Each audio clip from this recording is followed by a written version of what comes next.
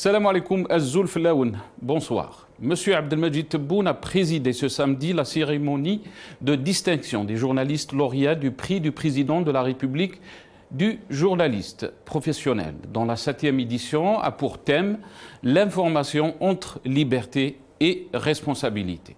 La cérémonie s'est déroulée au Palais du Peuple en présence du président du Conseil de la Nation, Saleh Goudjil, du président de la PN et du général de corps d'armée, Saïd Chingriha, chef d'état-major de l'AMP. Une cérémonie qui coïncide avec la Journée nationale de la presse célébrée le 22 octobre de chaque année. Une cérémonie qui contraste la réalité que vit la presse en général et les journalistes en particulier. Le pouvoir algérien entretient un climat général de répression à l'encontre des journalistes. Au moins une dizaine ont été emprisonnés depuis février 2019 et le début du Hirak. Reporters sans frontières, RSF, déplore l'intensification des attaques contre la presse ces 3 derniers mois et dénonce la dérive répressive des autorités algériennes. Peine de prison, poursuites judiciaires, arrestations arbitraires. Ces 3 derniers mois, les atteintes à la liberté de la presse ont connu une nouvelle aggravation en Algérie. La situation de la liberté de la presse était déjà préoccupante. Il est regrettable de constater qu'elle devienne encore un peu plus chaque jour, déplore le directeur du bureau Afrique du Nord de RSF, Souhaib Khayati. Nous appelons les autorités algériennes à mettre un coup d'arrêt aux atteintes qui peuvent affecter de façon durable le droit d'informer des journalistes et le droit à être correctement informés des citoyens algériens.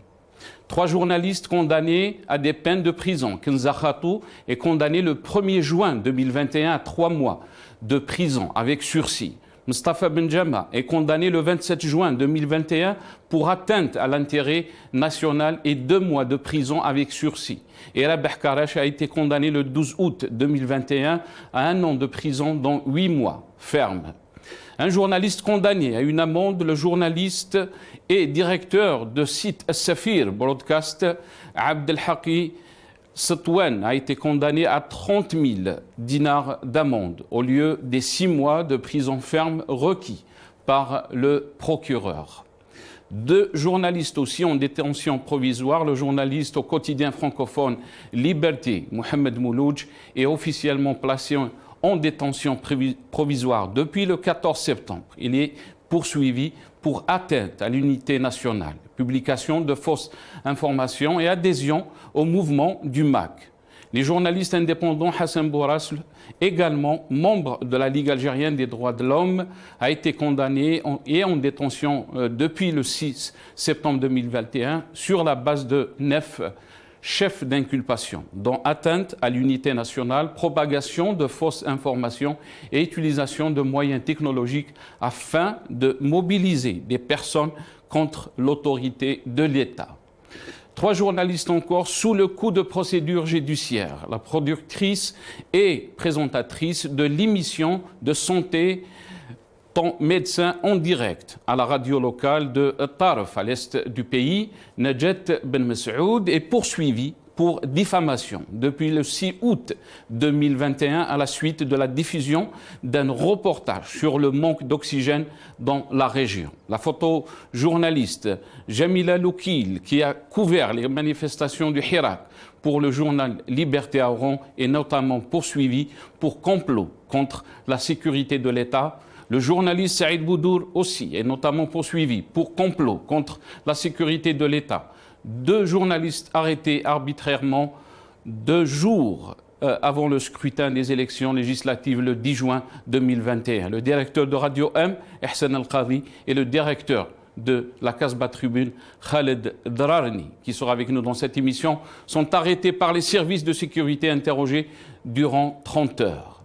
L'Algérie figure à la 146e place sur 180 au classement mondial de la liberté de la presse 2021 établi par RSF. Le pays a perdu 27 places depuis 2015. Le métier de journaliste est en crise et que cette crise, loin d'être sectorielle, est systémique. Les journalistes doivent comprendre que leurs libertés sont liées à la liberté de la société. Pour exercer leur métier, il est nécessaire que ce système construit sur la rente et la propagande doit évoluer pour que cette transformation soit possible. Le système politique doit changer. Thomas Jefferson disait « Notre liberté dépend de la liberté de la presse et elle ne saurait être limitée sans être perdue. » Notre pays marche sur sa tête. 2 ministères algériens ont décidé, dans une lettre officielle, de ne plus utiliser la langue française dans les lettres officielles. Jeudi, le ministère algérien de la formation professionnelle a publié une circulaire au nom du ministre Yassine Marabi demandant aux employés d'utiliser la langue arabe dans leurs lettres officielles. De même, le ministre de la Jeunesse et des Sports, Abdelrazak Sebgag, a également ordonné l'utilisation de l'arabe dans la correspondance interne du ministère jusqu'en novembre. On reprend la même symphonie et on recommence avec la Badissia et la Novembaria. Le pays semble être abandonné, le supposé pouvoir présidentiel complètement anesthésié et disqualifié par l'omniprésence du chef d'état-major confondant sa fonction militaire avec celle du politique, s'improvisant ministre des Affaires étrangères, ministre de la Défense.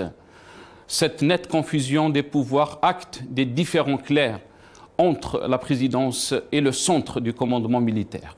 Le décret d'application de l'article 87 bis signe la fin de toute vie publique et démocratique. Des pans entiers de la société virent inexorablement, pour certains dans la précarité et pour d'autres dans la pauvreté. Tous les signes avant-coureurs d'une explosion sociale sont là. La priorité de ce pouvoir est d'anéantir toute opposition, toute société civile autonome. C'est sa seule raison de vivre pour se pérenniser.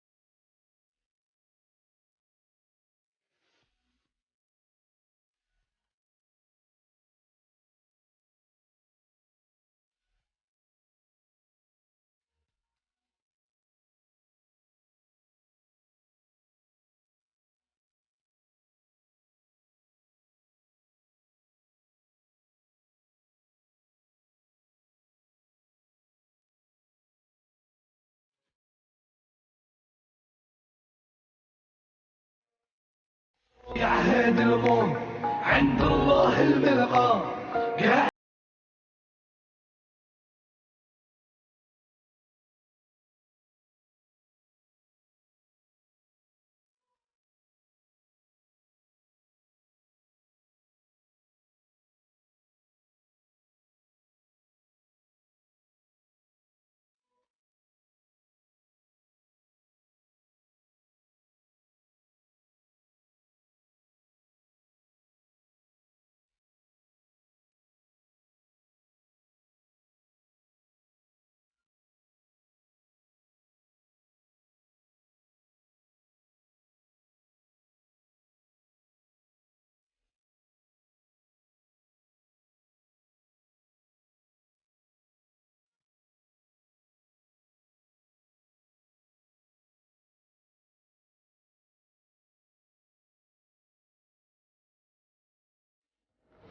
Algérie, la déliquescence du régime algérien, c'est le titre de notre émission pour ce soir.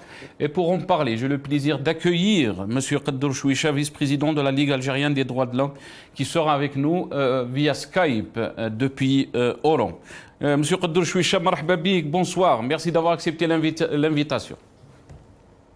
C'est moi qui vous remercie. Le bonjour à vous, à tous les travailleurs de la chaîne et à vos invités et à tous les téléspectateurs et téléspectatrices. Marhaba bik, Si Qaddour Chouicha. On aura aussi le plaisir d'accueillir le président du RCD, M. Mohsin Belabbas, qui sera avec nous depuis Alger, et M. Khaled Drani, journaliste aussi, qui sera avec nous depuis Alger, et Maître Nabil Esmaïl, avocate membre du Conseil national du FFS.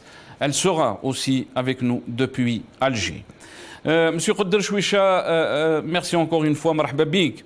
Monsieur Qaddour Chouicha, si on revient un peu sur les événements qui ont marqué l'actualité cette semaine, sur cette journée aussi de la journée nationale de la presse qui a été bien sûr célébrée aujourd'hui par les pouvoirs en Algérie. On va en discuter, mais avant, j'aimerais bien, si vous pouvez entendre avec moi, avec nous aussi, cette petite vidéo de Belhimer, le ministre de la Communication, si c'est possible, si on peut faire passer le soundbite de Belhimer. Donc, on écoute les déclarations de Belhimer aujourd'hui et je reviens à vous, Monsieur Chouicha. نلتقي في مثل هذا اليوم الأغر الذي يعد مناسبة هامة في مسار التحرر من الهيمنة الفكرية والثقافية التي تعددت أساليبها في زمننا هذا، وبلادنا تواجه حروبا إعلامية هدفها النيل من الوحدة الوطنية. لكن صحافتنا أثبتت مرة أخرى أنها ذلك الحصن المتين الذي تصدى وباحترافية عالية لهذه الهجمات. كما لا يفتني بهذه المناسبة أن أستذكر وإياكم النضالات المشرفة التي قام بها الصحفيون والإعلاميون الجزائريون، خاصة خلال فترة الاستعمار الفرنسي البغيض وعبر مختلف مراحل التشييد التي مرت بها بلادنا. وإذ نشيد عاليا بكل الإسهامات الإيجابية التي تحسب للصحافة الجزائرية، فإنني أؤكد دعم الدولة لجهودهم وحرصها على توفير الضمانات اللازمة لأداء مهمتهم في ظروف مهنية ملائمة. إن الصحافة الوطنية المدركة للتحديات والرهانات القائمة ستواصل العمل على التصدي لها والاطلاع كالعادة بدورها بحرية ومسؤولية، لا سيما وبلادنا مقبلة على الانتخابات المحلية كآخر محطة في مسار إقامة مؤسسات دستورية منبثقة عن إرادة الشعب وممثلة له بكل نزاهة وديمقراطية. Donc ça, c'était les déclarations du ministre de la Communication, Belhimer. Qaddour Chouicha, quand on entend le ministre de la Communication, on se dit vraiment, on peut se comparer avec les pays nordiques. On peut dire que là, Belhimer parle de la Suède, ou là, de la Norvège, ou là, du Danemark. Quelle est votre impression quand on écoute Belhimer parler d'une situation qui est totalement le contraste de ce que vit les journalistes et la presse libre, si on peut dire? Je peux d'abord résumer la période que nous vivons par une phrase très simple. Nous sommes dans une période de sale temps pour toutes les libertés, et en particulier pour la liberté de la presse. Vous venez d'évoquer il n'y a pas longtemps tous les cas où c'est clair que le journaliste, on n'aime pas les journalistes qui disent la vérité, qui sait parler de son pays, de son peuple, avec sa conscience. Et tous ces journalistes-là paient le prix fort. Maintenant, le discours du ministre, je pense qu'il est en train de faire ce pourquoi il est payé. Ce qui n'a rien à voir avec la réalité que nous vivons. À la limite, j'oserais lui demander l'adresse du pays dont il parle. J'aurais aimé vivre dans ce pays, mais je ne connais pas son adresse. Donc, nous vivons une époque très dure pour la presse, toutes les libertés, mais très dure pour la presse, parce que la presse, la liberté de la presse est un élément fondamental dans la construction de la démocratie dans un pays. Et nous l'apprenons à notre corps défendant. C'est-à-dire que maintenant, personne ne peut nier que tant que la presse n'est pas libre, tant que les journalistes ne sont pas libres, personne ne peut parler de démocratie, ni même de début dans la démocratisation. Nous sommes dans le chemin inverse. Donc, pour moi, pas simplement pour moi, pour beaucoup de personnes, pour beaucoup d'Algériens et d'Algériennes, c'est clair, encore plus pour les gens de la presse, mais ça vient de très loin et petit à petit, il y a eu un écrasement des libertés et des possibilités de développement d'une presse libre, d'une presse d'investigation, d'une presse qui casse les tabous et qui avance. Très bien. Restez avec nous, Qaddour Chouicha. Je pense qu'on a été rejoint par Khaled Drani, qui est journaliste. Khaled Drani, bonsoir. Merci d'avoir accepté l'invitation. Marhaba bik.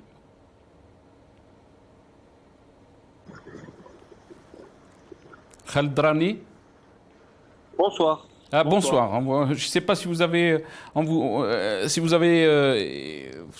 m'avez entendu, Khaled Drani. Marhaba bik. Bonsoir. Oui. Ah, très bien. Merci. Très bien. Je vous entends difficilement. Si c'est possible, on augmente juste le son, si c'est possible. Khaled Drani, si on revient donc sur cette cérémonie d'aujourd'hui par rapport à la liberté de la presse, cérémonie de distinction des journalistes. Le thème était l'information entre liberté et responsabilité. Vous étiez aussi poursuivi, Khaled Drani, emprisonné. Comment vous trouvez donc le travail des journalistes en Algérie, la liberté de la presse? Monsieur Qaddour Chouicha a déclaré à un moment que s'il n'y a pas de liberté de la presse, on ne peut pas parler de démocratie. Quelle est votre réaction par rapport aux déclarations Belhimar, Khaled Drani? Déjà, le mot responsabilité est un mot qui revient toujours chez les autorités lorsqu'ils parlent de presse et de journalisme. Et pour eux, citer toujours le mot responsabilité est une manière d'avertir les journalistes, surtout indépendants, et surtout ceux qui veulent exercer leur travail en toute éthique et professionnalisme, pour leur dire que vous n'êtes pas responsable dans l'exercice de votre travail.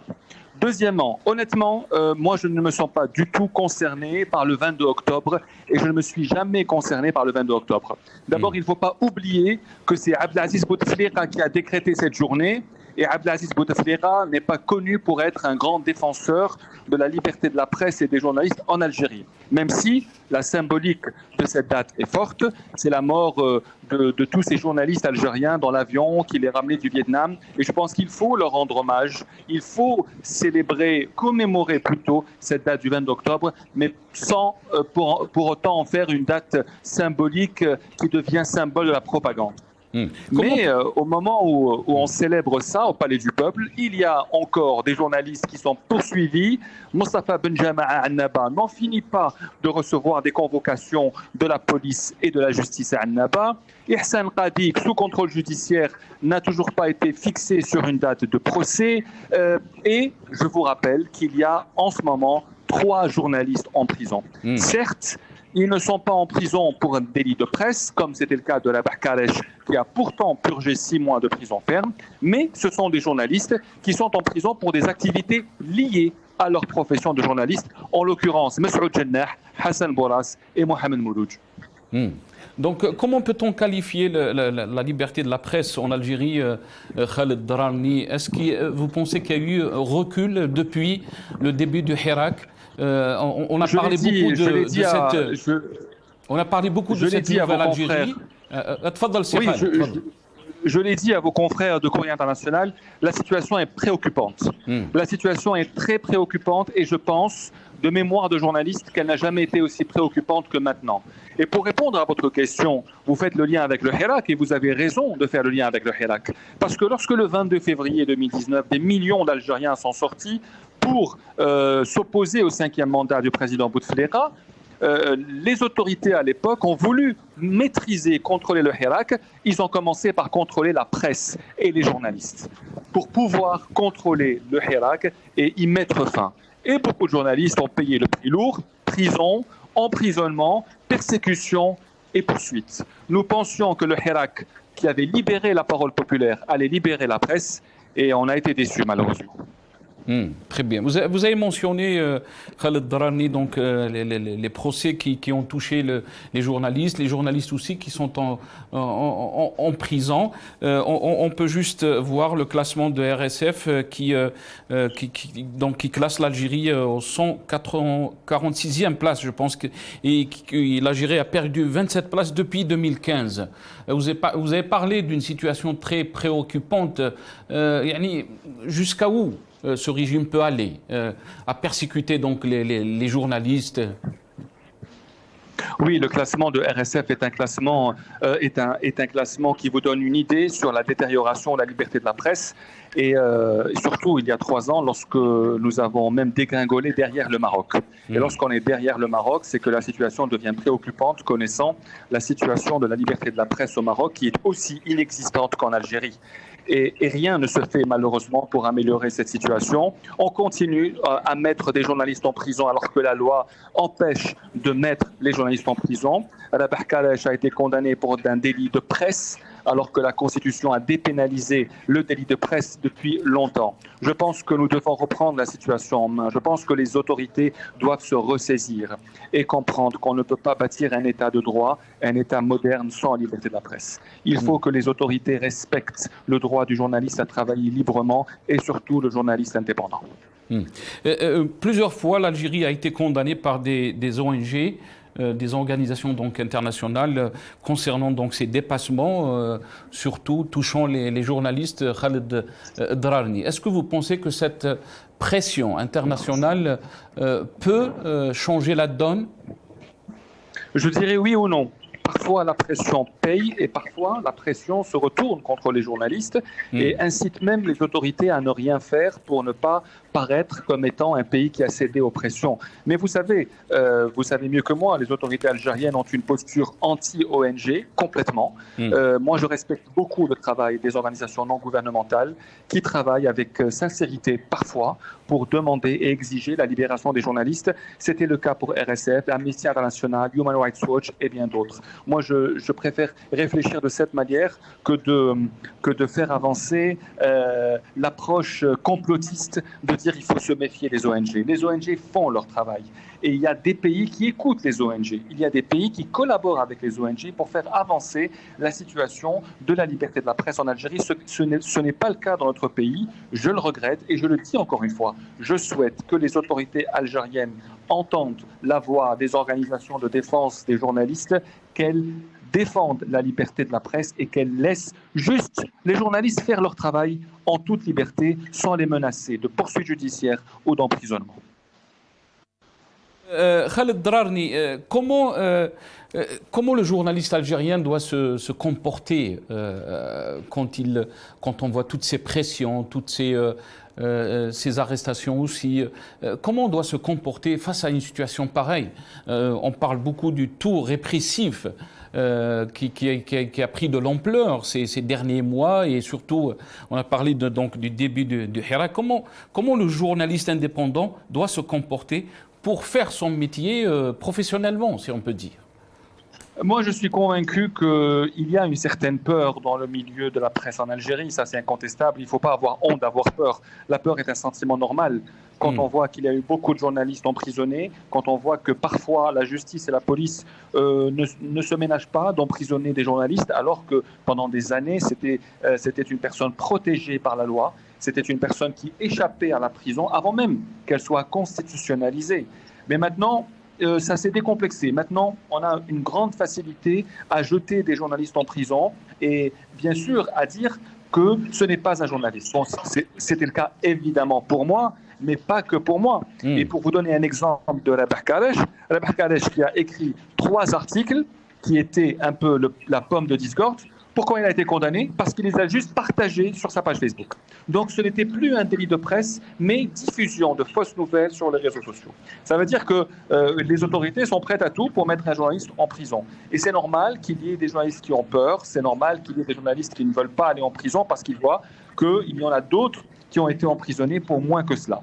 Moi, je leur demande d'avoir du courage, d'être sereins, de croire en leur profession, d'exercer leur journalisme comme ils l'entendent, évidemment, dans le cadre de la loi, parce qu'un journaliste n'est pas au-dessus de la loi, et dans le cadre du respect de la déontologie et de l'éthique. Est-ce que vous pensez, Khaled Drarni, avec votre expérience, et je sais que vous avez beaucoup de fans jeunes, surtout ceux qui veulent faire ce métier, est-ce que vous pensez que les jeunes, quand ils voient ces pratiques, sont encouragés à faire ce métier en Algérie ?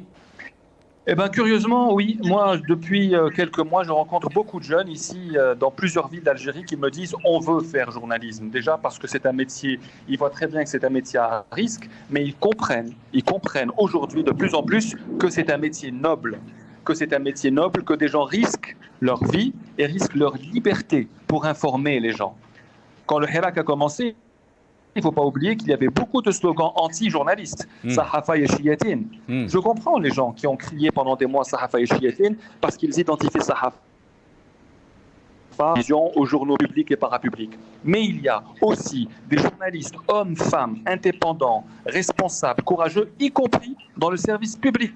Parce qu'il ne faut pas tomber sur les journalistes du service public qui sont aussi courageux malgré les situations difficiles. Très bien. Je vous remercie beaucoup, Khaled Drarni, d'être avec nous dans cette émission à Texaha. Khaled Drarni, journaliste qui était avec nous depuis Alger. On a été rejoint par M. Mohsen Belabbas, président du RCD, qui est avec nous depuis Alger aussi. M. Mohsen Belabbas, bonsoir. Merci d'avoir accepté l'invitation. Marhaba bik. Bonsoir à vous et bonsoir à tous vos invités. Merci Mohsen Belabbas. D'abord, je vous remercie beaucoup d'avoir accepté cette invitation. Et donc, un petit mot, je sais que ça fait longtemps, on ne vous a pas eu dans nos émissions. J'aimerais profiter de cette occasion pour voir un peu votre lecture par rapport à ce qui se passe en Algérie, mais aussi par rapport à ce qui se passe entre l'Algérie et la France. On a vu les déclarations de Macron. Quelle est votre lecture par rapport à cette crise qu'il y a entre le pouvoir algérien et la France? Moi, je ne pense pas que ce soit quelque chose de nouveau. Nous avons l'habitude d'avoir affaire à des guerres entre les dirigeants officiels algériens et les dirigeants officiels français à la veille d'échéances, notamment électorales, que ce soit pour des échéances en France, que ce soit pour des échéances en Algérie. Dans le cas algérien, souvent, quand il y a une élection présidentielle notamment, vous avez souvent les responsables officiels, le candidat officiel à la présidence qui essaye de faire croire qu'il n'est pas tout à fait d'accord avec les dirigeants français pour plaire un peu à l'opinion nationale.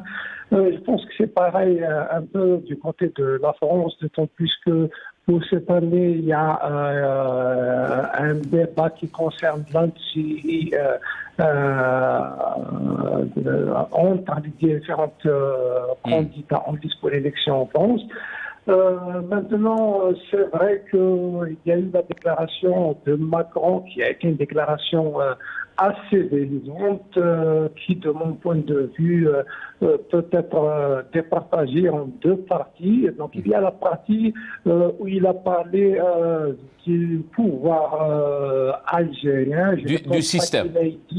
Du système algérien, du pouvoir algérien. Je ne pense pas qu'il a été plus que nous avons l'habitude de dire, nous, les opposants ici en Algérie.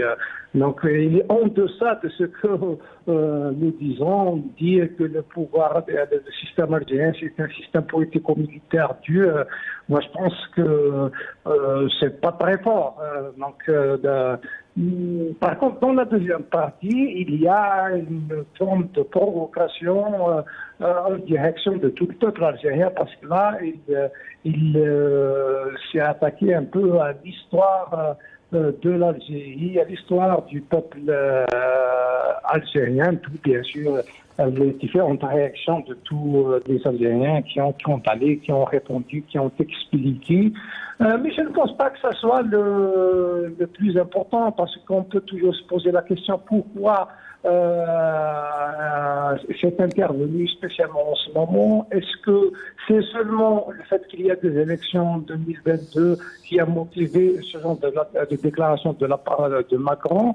Moi, je ne crois pas. Moi, je suis de ceux qui pensent qu'il y aurait des discussions entre le pouvoir algérien et les autorités françaises depuis maintenant 2019, mais rien n'a abouti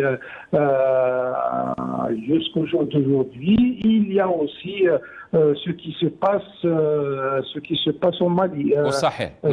Mais les discussions, la première partie de ce que vous venez de dire, Mohsen Belhabbas, qu'il y a des discussions depuis 2019, c'est par rapport à quoi, Mohsen Belhabbas?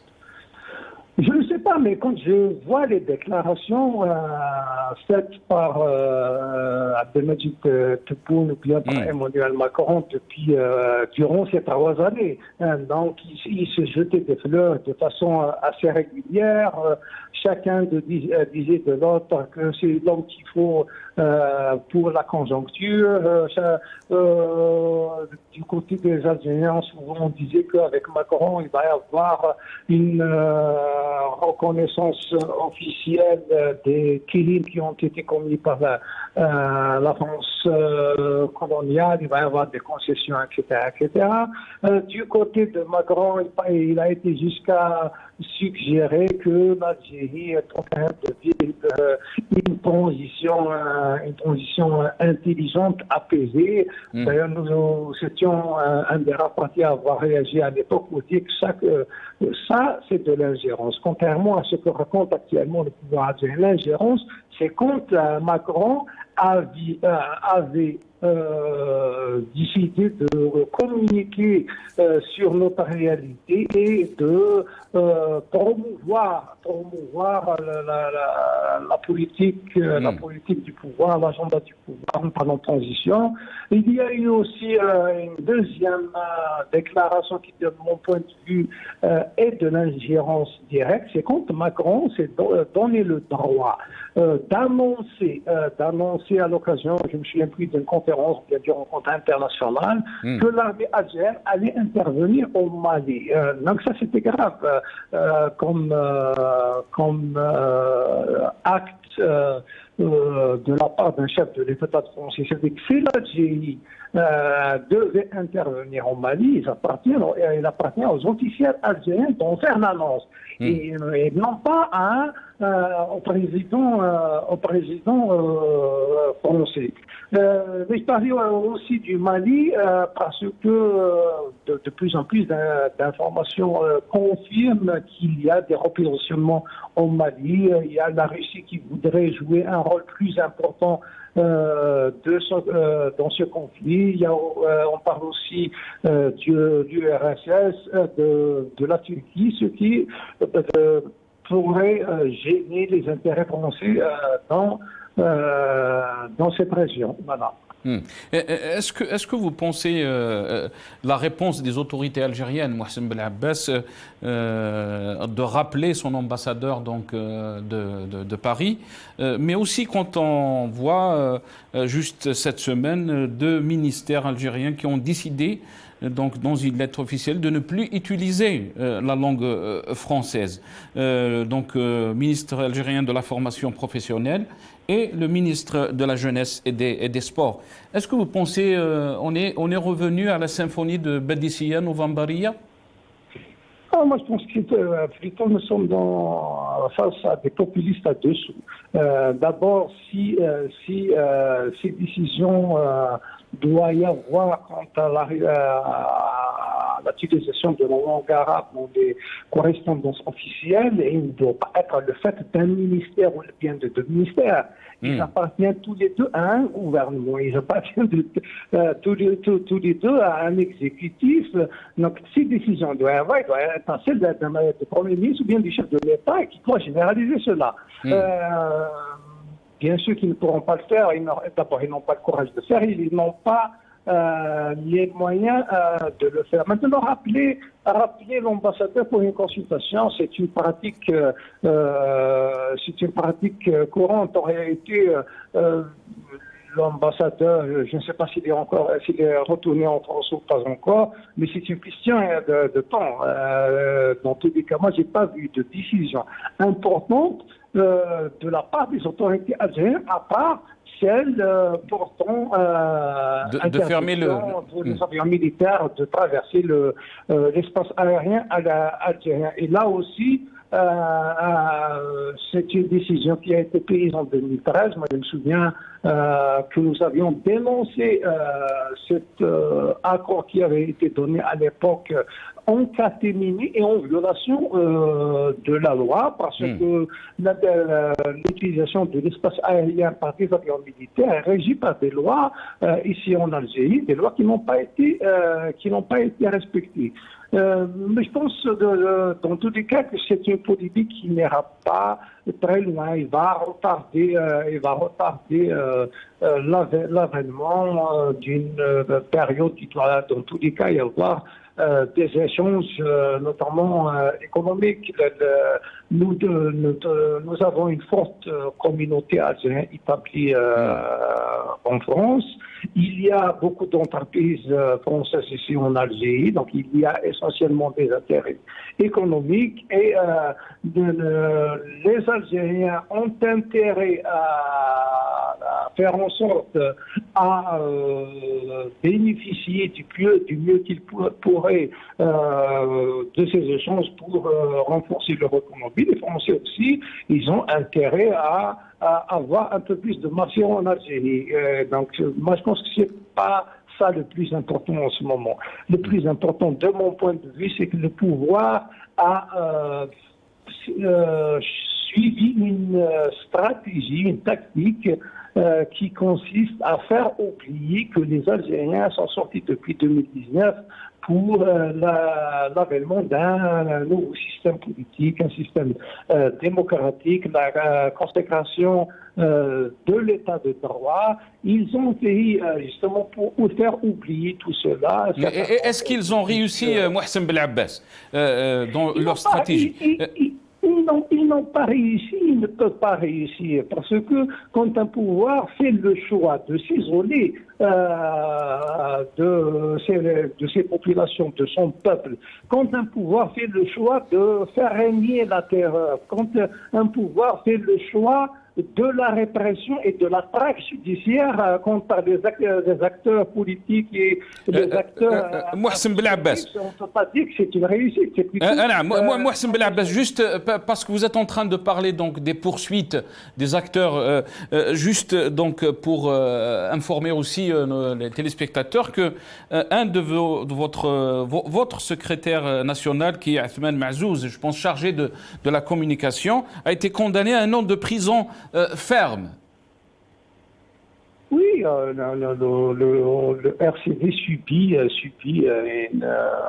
des intimidations, des attaques depuis 2019. Ce n'est pas nouveau. Nous avons beaucoup parmi nos militants qui sont poursuivis, beaucoup qui ont déjà fait de la prison depuis 2019, qui ont par la suite été libérés, d'autres qui sont sous contrôle judiciaire. Il y en a un certain nombre qui sont détenus depuis des mois, comme c'est le cas de notre membre du Conseil national de Rilizem. Donc, il a été arrêté depuis le mois de Mais si je me souviens bien, à ce jour, il n'a pas été jugé. Depuis le mois de septembre, c'est notre président du bureau régional de la wilaya de Batna qui est corrompu dans les paysans sous des accusations fallacieuses. Et là, d'après les informations que j'ai eues, ils sont carrément accusés de terrorisme. Est-ce que vous pensez que... Est-ce que vous pensez que ces poursuites... Le Conseil national qui occupe une fonction exécutive dans un parti politique, on accuse l'appartenance à d'autres organisations qui ne sont pas légales, qui ne sont pas agréées, mais il faudra vraiment l'inventer. C'est comme si on disait que le chef de l'État algérien est président de la République française. C'est pareil dans ce genre d'accusation. Ahmed Massouz aussi subit une traque judiciaire depuis le mois de mars. Donc il a été convoqué à plusieurs reprises par le tribunal de Sidi Aish et par la suite par le tribunal de Chelef. Je ne sais pas quand est-ce que ça va s'arrêter. Dans tous les cas, on n'est pas une exception puisque nous sommes, nos militants, nos cadres, c'est des cas parmi des centaines d'autres. Est-ce que vous pensez, Mohsen Belabès, est-ce que vous pensez que... souvent membres d'associations bien voire non structurées du tout.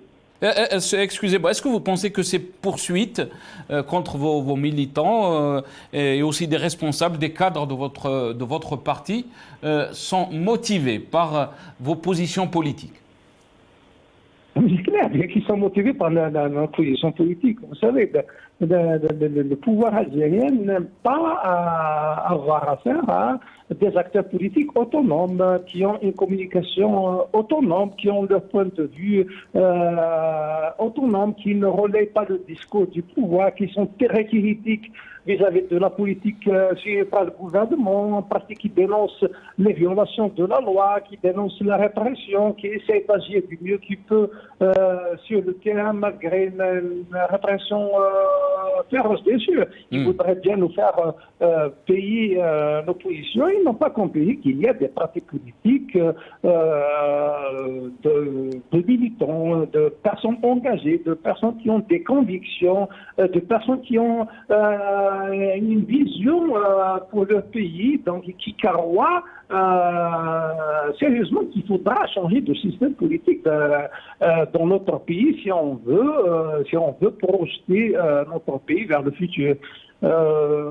C'était clair qu'il va y avoir cette répression, n'est pas nouvelle. Depuis 2019, je ne vais pas rappeler toutes les cabales qui ont été orchestrées, que ce soit directement contre le parti, bien contre moi-même ou bien contre un certain nombre de cadres. En réalité, c'est devenu une routine. Mais ils doivent comprendre que nous n'allons pas renoncer. Les militants du RCD ne vont pas renoncer. En réalité, tous les Algériens ne vont pas renoncer. Mohsen Belabès, les Algériens ne vont pas renoncer, vous êtes en train de dire. Mais le régime, le pouvoir algérien est en train de tout faire pour, si on peut dire, appliquer sa feuille de route. S'il a une feuille de route, il est en train de préparer ses élections municipales. Et pour lui, la page a été tournée. La page du Hirak a été tournée.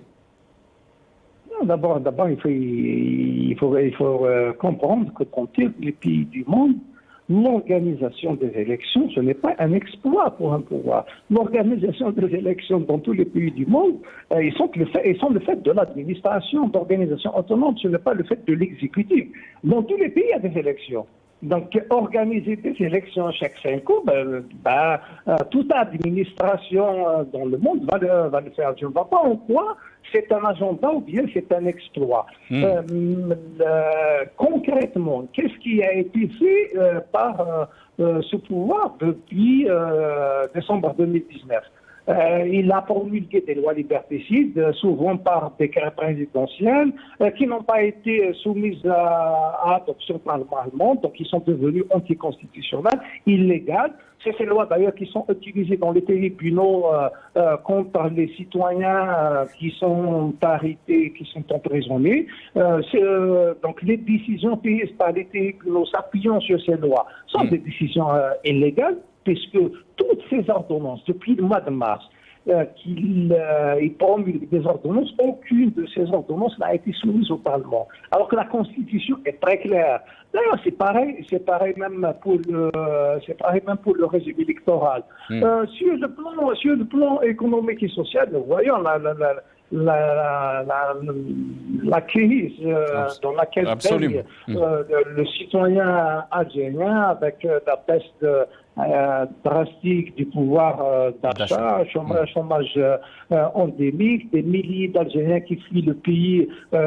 Souvent, on nous signale 1000 jusqu'à 1500 par week-end, des décisions d'augmentation des pays comme celle qui a été annoncée il y a 3 jours, notamment pour l'huile. Donc, une forme de réduction du taux de subvention de l'huile et de beaucoup d'autres produits. Moi, concrètement, je ne vois pas qu'est-ce qui a été fait par ce pouvoir.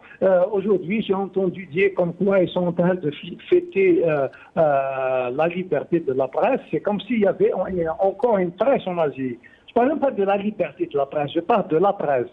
Il n'existe plus cette presse parce que je ne la vois pas. C'est vrai on peut parler de Radio M qui fait un travail, on peut parler de Berber TV qui essaie de faire un travail d'un certain nombre de sites électroniques, mais pas plus. Il n'y a plus de presse en Algérie. Donc on ne peut pas parler de liberté de la presse. Nous sommes un des rares pays où souvent on décrète des journées dédiées à telle liberté, telle autre liberté. Et souvent des pays qui agissent de la sorte sont des pays qui violent la liberté, qui violent le droit. D'ailleurs, c'est facile, il suffit de voir partout dans le monde les pays où vous en avez trouvé qu'il y a un ministre de la communication. C'est des pays où il y a un problème de répression de la liberté, notamment de la presse. Très bien. Mohsen Belabbas, beaucoup d'Algériens disent qu'on a perdu l'espoir de vivre dignement. Vous avez parlé du phénomène de l'harga et aussi la situation sociale, la cherté de la vie. Est-ce que vous êtes optimiste pour qu'il y ait un changement dans notre pays, sachant toutes les difficultés dont on a mentionné dans ce débat? Est-ce que Mohsen Belabbas, président du RCD, est optimiste qu'il y aura un changement? Moi, bien sûr, je suis optimiste depuis que j'ai commencé à militer. J'ai connu un certain nombre de périodes historiques, donc avec des hauts et des bas, qui auraient pu imaginer, par exemple, que les Algériens allaient sortir par millions en février 2019. Et je sais que le Hirak, il est encore là. Parce que beaucoup se trompent en pensant que le Hirak, c'est les matchs du vendredi. Non, le Hirak, c'est un état d'esprit. Le Hirak, c'est une idée, c'est une vision, c'est une façon de voir les choses. Il est encore là. La preuve, c'est que, puisque vous aviez parlé de l'agenda du pouvoir, notamment vous faites allusion aux élections, nous avons vu comment les Algériens, en l'absence des matchs du vendredi, ont largement boycotté le référendum sur la Constitution. Il en est de même pour les législatives de juin dernier. Il en sera de même pour les élections locales du 27 novembre. Là, c'est le Hirak. C'est le Hirak qui fait qu'il y a cette forme de non-participation aux élections. Moi, c'est vrai que la crise est telle qu'il y a un certain nombre d'Algériens qui sont en train de prendre des packs pour rejoindre l'Europe. je l'ai déjà dit, la nouveauté, c'est qu'avant, nous avions affaire à une forme de haraka économique. Donc les gens, ils cherchent du travail, ils partent en Europe pour trouver du travail. Là, c'est une autre forme de haraka, c'est une haraka plutôt politique. C'est des Algériens qui fuient le régime politique algérien. Parce que souvent, on s'est renseigné par rapport à ces harakas, ce n'est pas des gens qui sont démunis. C'est souvent des gens qui ont déjà un emploi, c'est des gens qui ont déjà un commerce, c'est des gens qui payent plus de 800 000 dinars pour la traversée. Donc, c'est pas un problème de manque de moyens chez ces gens-là. Mais c'est des gens qui fuient le régime parce qu'il n'y a plus de liberté, il n'y a plus de respect des droits, il y a une répression féroce. Mais je ne pense pas que ces Algériens qui partent là-bas, c'est des Algériens qui vont abandonner le combat. Nous avons vu comment notre communauté établie en Europe, notamment et en Amérique, s'est mobilisée, continue à se mobiliser par des actions de solidarité, par des actions de rue, par l'organisation d'un certain nombre de débats sur les réseaux sociaux. Voilà. Merci beaucoup, Monsieur Mohsen Belabbas. Merci à vous, Mohsen Belabbas, président du RCD, qui était avec nous depuis Alger. Je reviens à Khadour Chouicha. Khadour Chouicha, je m'excuse, j'ai pris un peu de temps. Je sais que vous êtes avec nous, vous allez terminer l'émission avec nous aussi. Si on revient un peu sur les paroles de Mohsen Belabbas, Khadour Chouicha, il dit que le Hirak est là, est encore là. L'idée est toujours là, mais quand on voit ce qui se passe sur le terrain, cette répression, cette politique du tout répressif, le décret d'application de l'article 87 bis, que beaucoup d'observateurs et d'experts aussi pensent qu'il va mettre fin à toute vie publique et démocratique. Je n'aime pas du tout beaucoup l'expression de « c'est une idée ». Bien que je sois d'accord avec tout ce qu'a dit le responsable du RCD, mais le fait de dire que c'est une idée me gêne. Pourquoi? Moi, je dis que c'est une pratique, c'est pas simplement une idée. Quand les gens ne vont pas voter, c'est une pratique. Quand les gens sont mis en prison, c'est parce que leur position, leur pratique de tous les jours est conforme à ce que voulait faire le Hirak. Donc, c'est des pratiques qui sont là. La pratique qu'on en avait tous vécu ensemble, c'est les marches, que ce soit celle du vendredi ou bien du mardi. Elles ont été graduellement, elles ont été empochées en utilisant la répression. Et n'oubliez pas, tout le monde, il faut que personne n'oublie que tout le monde a décidé que c'est un mouvement qui est pacifique. Et quand c'est pacifique, ça veut dire que de l'autre côté, ils vont essayer d'utiliser la répression pour soit essayer de t'enfermer, soit te pousser à utiliser la violence.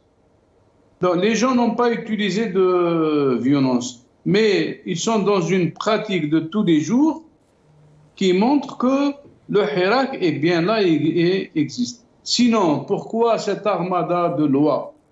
Pourquoi pourchasser, mettre en prison des gens sans procès pendant de longs mois? C'est parce qu'ils savent que les Algériens ont soulevé un certain 22 février 2019 et ils ne veulent plus revenir en arrière. Ils sont obligés de mettre, comme qui dirait, du mot un peu dans leur comportement, dans leur pratique, à cause de la répression. Mais je ne pense pas, certains peut-être ont perdu espoir, mais je dirais, moi,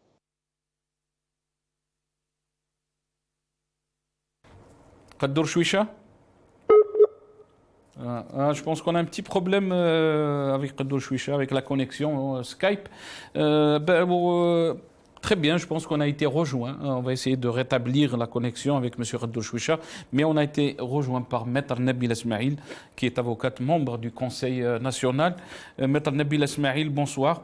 Merci d'avoir accepté l'invitation. Marhaba bik.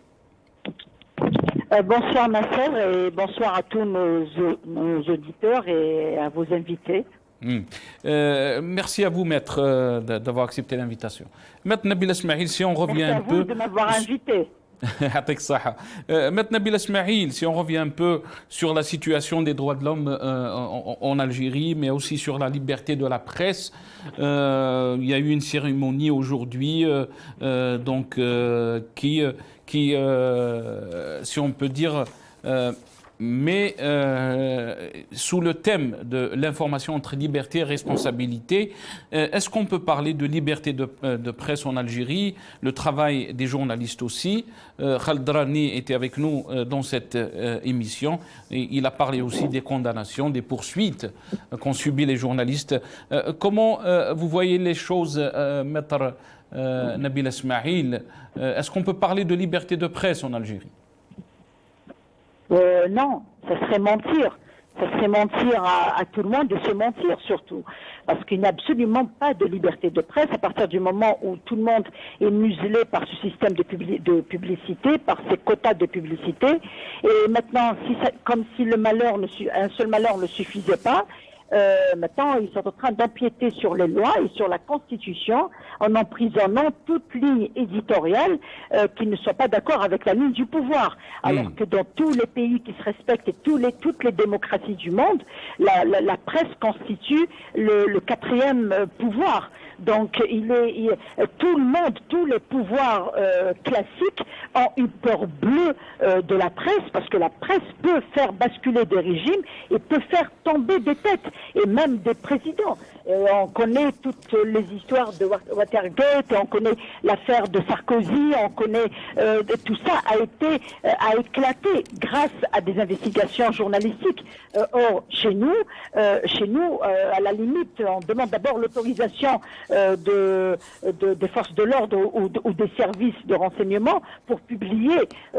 C'est pas possible. Moi, je me souviens de l'époque où on parlait du fameux colonel Fawzi qui contrôlait la presse et qui mettait tous les journalistes qui sortaient des lignes, qui les mettait en prison pour diffamation ou pour autre chose. Et il y a eu quand même une amélioration. Il y a eu évolution dans les textes de loi où le code pénal a cessé d'incriminer le travail journalistique, et malgré ça, on continue à avoir des poursuites contre des journalistes emprisonnés, alors que la loi parle d'amende ou parle d'amende contre le journal qui aurait diffamé quelqu'un ou qui aurait publié. Parce que dans la loi de la presse, il y a le droit à la réponse qui est donné à la personne qui se sent diffamée ou à une information qui serait mensongère. Il y a un droit de réponse. Or, ce droit de réponse n'a jamais été utilisé, et en contrepartie, on préfère saisir le parquet et demander la mise sous mandat de dépôt, et ça, c'est une très grave dérive, et c'est vraiment c'est le summum même d'un pouvoir totalitaire qui ne veut pas entendre une voix discordante et qui continue par le mensonge à fêter ou à faire des journées comme ça, à offrir des prix à une presse aux ordres. Il n'a pas offert de prix à la presse qui est contre et qui dit la vérité. Parce qu'il faut qu'on se mette d'accord sur quelque chose, sur un principe, c'est que la presse n'est pas là pour soutenir un clan contre un autre, ou elle n'est pas là pour soutenir ou pour achever quelqu'un, pour faire plaisir à quelqu'un d'autre. Le rôle du journaliste, c'est d'apporter l'information telle qu'elle est, pas telle qu'elle lui est dictée. Et c'est ça, et c'est pour ça que les Algériens en ont marre de ces médias du pouvoir qui n'arrêtent pas de commercialiser le mensonge alors qu'ils vivent une réalité sombre, une réalité dramatique. Le rôle du journaliste, c'est de faire de l'investigation et d'être objectif dans la transmission de l'information. Il ne donne pas son avis. Il peut analyser, mais il ne donne pas son avis, il donne l'information. Or, même celui qui donne l'information, on le met en prison. C'est quelque chose qui ne va pas. Très bien. Donc cette situation, Maître Nabil Esmaïl, cette situation qui est très inquiétante, les Algériens la font sentir, et chaque fois on entend les Algériens aussi parler si on peut dire, d'une situation qui est vraiment très dangereuse par rapport au dépassement des libertés et tout ça. Comment peut-on lire, Maître Nabil Esmaïl, cette loi, cette nouvelle loi, si on peut dire, le décret d'application donc, de l'article 87, que beaucoup parlent d'une fin de toute vie publique et démocratique. Et ça devient très inquiétant d'être un militant politique ou un militant des droits de l'homme ou même un journaliste indépendant en Algérie, Maître Nabil Esmaïl. Ne serait-ce que pour cette dernière phrase que vous venez de dire, je pourrais tirer la conclusion que, sans qu'on le dise, il est clair que c'est une loi anticonstitutionnelle. C'est une loi qui va à l'encontre de tous les droits reconnus par toutes les constitutions de l'Algérie indépendante. Cette loi nous fait croire que nous sommes sous l'emprise d'une force étrangère, de quelqu'un qui est en train de bâillonner et de nous enlever tous les droits que nous avons arrachés au prix de beaucoup de luttes pacifiques. Donc maintenant, cette loi, ce dernier décret, c'est un décret qui est anticonstitutionnel, anti-loi, il est anti tous les principes et toutes les conventions ratifiées par l'Algérie. Or, dans la constitution de Tebboune, dans sa constitution à lui, qu'il a amendé le 1er novembre, il est bien clair qu'il a mis les conventions internationales ratifiées par l'Algérie priment sur la loi interne. Donc ce décret n'a aucune valeur juridique devant les juristes. Il n'a absolument aucune valeur juridique parce que c'est un décret qui va à l'encontre de toutes les conventions ratifiées par l'Algérie, qui consacre le droit à l'action politique, qui consacre le droit à l'opposition, qui consacre le droit à lutter pacifiquement et à l'action politique. Donc ce n'est pas possible. Tout ça pour réprimer le Hirak, on met un arsenal juridique très bien. Qui n'a aucun fondement. Maître Nabil Esmaïl, vous êtes en train de dire que Maître Nabil Esmaïl, vous êtes en train de dire tout ça, donc cet arsenal juridique pour réprimer le Hirak. Mohsen Belabès était avec nous avant votre intervention. On a aussi Khaddour Chouicha qui est avec nous aussi. Mohsen Belabès a déclaré que le Hirak est encore là, est toujours là, si on peut dire. Malgré qu'il n'y a pas les marches. Est-ce que vous pensez que le Hirak est toujours là? Mais le Hirak, il est encouragé par la folie du pouvoir. Je suis désolé. Le Hirak continue à se renforcer grâce aux actions irréfléchies des tenants du pouvoir. Parce que maintenant, même ceux qui étaient contre le Hirak disent qu'après tout, je crois qu'il y a quelque chose qui ne va pas là. Il y a quelque chose qui ne va pas. On ne peut pas réprimer un peuple pacifique, on ne peut pas l'étrangler, on ne peut pas lui dire tu parles, tu meurs, et sinon je vais t'appauvrir, ça c'est honteux. Donc maintenant, même ceux qui disaient Oujaboub el Hirak sont en train de dire non mais finalement, qu'est-ce qu'il veut ce pouvoir? Qu'est-ce qu'il veut? Il veut qu'on quitte le pays? Ben, là, je confirme des dires de tous ceux qu'on fréquente, de nos conversations que nous avons entre avocats, entre politiciens, entre militants, que les actions du pouvoir sont en train de renforcer le Hirak. Elle le renforce. Très bien. Maître Nabil Esmaïl, Maître Nabil Esmaïl, je vais revenir très rapidement, mais je dois donner la parole à Khaddour Chouicha, qui attend patiemment aussi. Khaddour Chouicha, le régime est en train de tout faire pour renforcer le Hirak. Je pense qu'on a été coupé. Vous avez commencé à répondre donc, par rapport à cette idée que le Hirak est toujours là. Tfadal Si Khaddour. Oui, je continue pour moi et pour d'autres, comme avait dit Maître Nabil Esmaïl, que je salue, comme avait dit Monsieur le responsable du RCD. Je pense que tout le monde est d'accord que le Hirak est toujours là. Et c'est le pouvoir, c'est les autorités qui le savent mieux que nous tous. Parce que c'est eux qui essaient d'entendre ce que les gens disent, qui espionnent, qui surveillent, et tout ce qu'on voit, ça veut dire qu'eux-mêmes sont sûrs que le Hirak est toujours là. Sinon, ils n'auraient pas pris toutes ces mesures qui vont à l'encontre du bon sens commun et qui vont à l'encontre même du texte de loi qu'ont choisi de rédiger même ces autorités. C'est parce qu'ils se sont rendus compte, et ils le savent mieux que nous, beaucoup mieux que nous, que les gens sont encore dans la même posture, qui veulent qu'il y ait un mais quel choix, Qaddour Chouicha, quel choix pour le Hirak, pour les hirakistes, pour ceux qui croient donc à l'idée du changement, face à cet arsenal juridique qu'on est en train de voir, que le régime est en train de mettre en place? Je crois qu'il nous faut revenir à notre propre histoire, que ce soit l'histoire pendant la colonisation, où à un certain moment les gens disaient que la France est trop forte, personne ne peut la faire sortir, et pourtant c'est ce qui est arrivé. Mais c'est vrai qu'il y a eu des sacrifices, qu'il y a eu de la violence. Ou bien notre histoire après la colonisation, puisque à certains moments de la vie en Algérie, 88, 2001, plein d'époques, et 2019, alors qu'on disait que les gens sont morts, que le peuple est mort.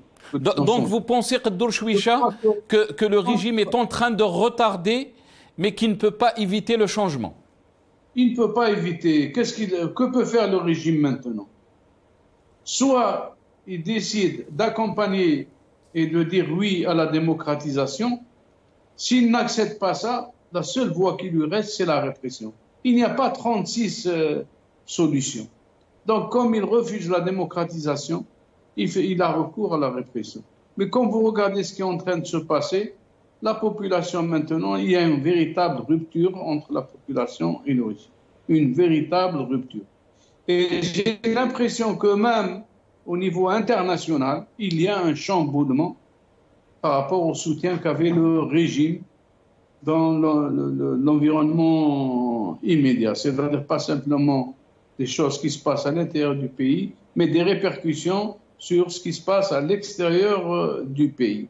Vous pensez qu'il y a un changement même à l'échelle internationale vis-à-vis du régime algérien?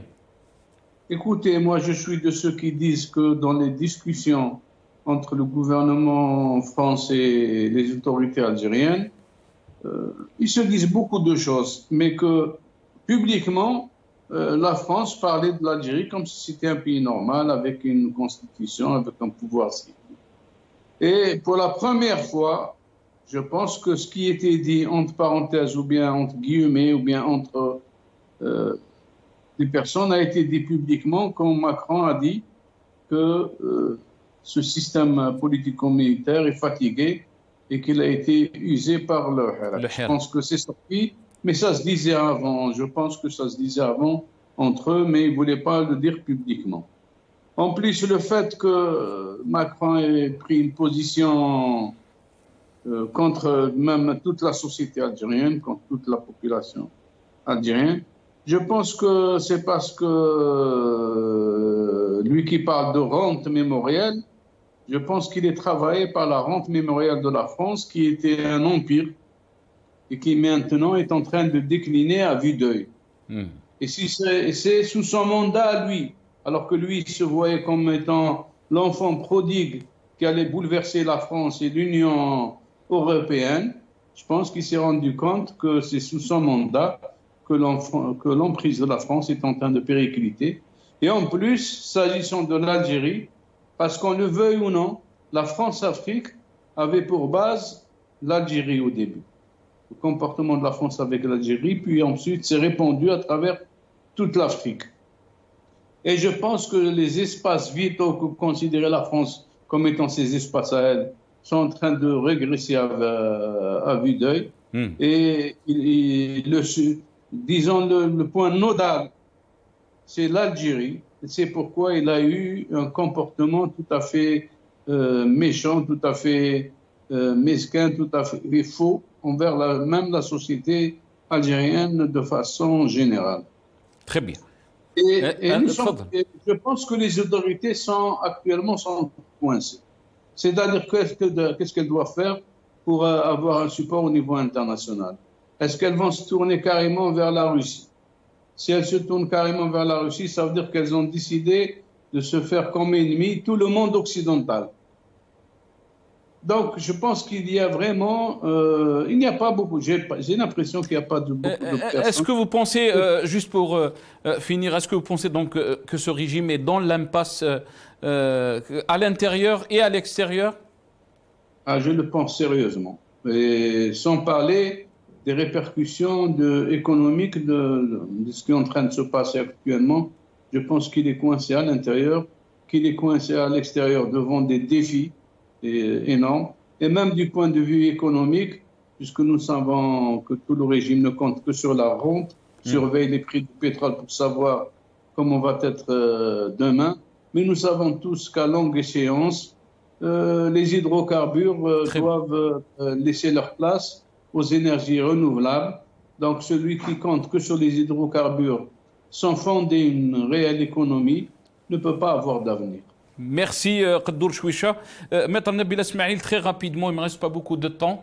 On va faire passer une vidéo, mais avant de faire passer cette vidéo, donc des familles qui ont été touchées, sinistrées par les incendies en Kabylie. Mais ma question, Maître Nabil Esmaïl, est-ce que vous pensez que le régime algérien est dans l'impasse comme il l'a dit M. Qaddour Chouicha, à l'échelle intérieure, on est en train de voir une impasse, une crise politique, mais aussi d'autres crises économiques, sociales. Qaddour Chouicha a parlé de rupture entre le peuple et le pouvoir. Est-ce que vous pensez qu'il est dans l'impasse et que le changement est juste une question de temps, si on peut dire? Oui. Le pouvoir est vraiment dans l'impasse à partir du moment où il n'a pas de légitimité en interne et que la légitimité qu'il cherchait à avoir en externe, il peine à l'avoir parce qu'il s'est fait beaucoup d'ennemis. Tout le monde se pose la question sur les décisions un petit peu bizarres que prend le pouvoir devant un peuple pacifique qui ne fait que réclamer et demander son droit et ses droits. Et il y a une crise économique qui ne semble pas prendre au sérieux. Il y a une colère sociale qui ne semble pas écouter. Donc, il est dans l'impasse et je pense que dans ce pouvoir, je continue à dire et je continue à penser, même si peut-être j'ai tort de le penser, même si je ne suis pas la seule à penser, c'est que je me dis que quelque part, il doit y avoir quand même parmi ces tenants du pouvoir, il doit y avoir quand même un groupe qui va se dire, mais bon sang, on va pas faire éclater l'Algérie, on va pas déclarer la guerre au peuple. Parce que ce peuple n'a rien demandé. Il a demandé un peu de dignité, il a demandé le droit de choisir et le droit d'avoir des droits. Vous me parlez des victimes des incendies de Kabylie. Moi, j'en reviens. Je suis Maître Nabil Esmaïl, avant juste de vous redonner la parole, on va montrer cette vidéo donc des familles qu'on a reçues à la chaîne El Magharibiya qui sont dans une situation très difficile. On regarde ces images. Très bien.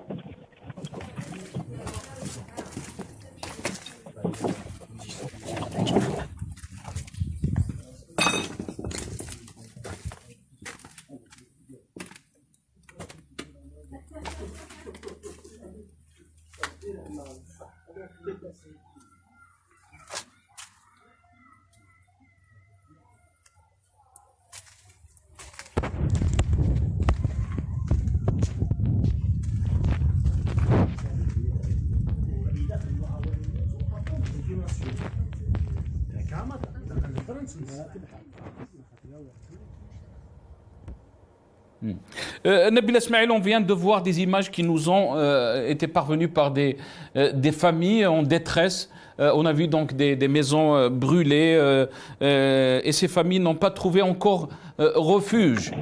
Très rapidement, Maître Nabil Esmaïl, je sais que vous étiez en déplacement, vous avez visité quelques familles. Qu'est-ce que vous avez à nous dire? Ce que j'ai à vous dire, c'est que personne n'a le droit de se taire devant une telle situation. Vous savez que ces personnes-là, ces familles-là, qui ont perdu leur maison entièrement brûlée, attendent depuis les incendies de août, ils attendent à être relogés ou indemnisés. Et tout le monde connaît la lenteur administrative. Vous savez que la maison que vous venez de montrer a été classée rouge au début, c'est-à-dire à démolir et à reconstruire. Et après une deuxième commission, elle a été reclassée orange ça veut dire que cette famille-là n'aura droit qu'à 700 000 dinars pour reconstruire tout ça. On ne peut pas imaginer ça. D'ailleurs, c'est pour ça que je dois absolument profiter de cette opportunité pour lancer un appel à la solidarité, parce qu'il y a des particuliers qui se sont proposés à les aider sur le point de main-d'œuvre, à les aider à remeubler, à acheter des meubles. Mais la construction va coûter très très cher vu le prix des matériaux de construction. Donc, l'opération de relogement ne s'est pas faite. L'indemnisation a pris du temps. Ces familles-là qu'on a vues hier, elles sont logées chez d'autres personnes. Et toutes leurs propriétés risquent d'être démolies sans qu'ils soient relogés confortablement. Et je vais dire encore plus grave que ça. Quand on a sillonné les routes, vous savez que les incendies ont fragilisé la roche. Ils l'ont fragilisé. On est parti à Azourouk-Lel. Je vous jure que sur le passage, il ne pleuvait pas, Nassal, s'il vous plaît, il ne pleuvait pas. Et il y avait un éboulement. Les roches tombaient alors qu'il ne pleuvait pas. Alors imaginez quand il y a une forte pluie ou quand il y aura des chutes de neige, il va y avoir des éboulements et on sera devant une autre catastrophe naturelle. Donc quand vous me parlez de pouvoir, ce pouvoir qui met des innocents en prison, ce pouvoir qui invente des ennemis pour se maintenir au pouvoir, où est sa responsabilité devant ces familles en détresse? Comment a-t-on pu oublier que la wilaya de Tizi Ouzou a perdu autant de victimes, a perdu autant d'hectares? Et comment peut-on aujourd'hui parler de liberté de presse et glorifier je ne sais pas qui, alors que l'État refuse de prendre ses responsabilités en tant qu'État? Je ne parle pas de l'État, je parle du pouvoir, des tenants du pouvoir qui refusent d'admettre leur échec et qui refuse d'admettre qu'il y a un peuple qui s'est réveillé un 22 février pour réclamer ses droits et pour réclamer sa citoyenneté. Donc, tout cet arsenal juridique devait être préparé pour punir des responsables qui ne sont pas à la hauteur de la responsabilité qu'ils prennent, pour punir et sanctionner ceux qui ont détourné l'argent public, pour sanctionner ceux qui ne portent pas secours aux Algériens qui sont en détresse. On ne peut plus se taire devant tout ce mépris, ce déni de droit, ce déni de dignité, et ce déni de liberté. Je lance un appel à solidarité. Aider ces familles. Des familles sont sans toit. Et c'est l'hiver qui arrive. Je demande au peuple algérien qui a prouvé sa générosité, qui a prouvé sa véritable nature de grand peuple. C'est un grand peuple. Je lui demande d'être aux côtés de ces familles qui ne savent pas comment affronter l'hiver qui va arriver. Merci. Yatek Saha, Maître Nabil Esmaïl, avocate, membre du Conseil national du FFS qui était avec nous depuis Alger. Merci à M. Mohsen Belabbas qui était avec nous aussi, président du RCD. Merci à Khaled Drani, journaliste. Et merci aussi à Kaddour Chouicha, vice-président de la Ligue algérienne des droits de l'homme.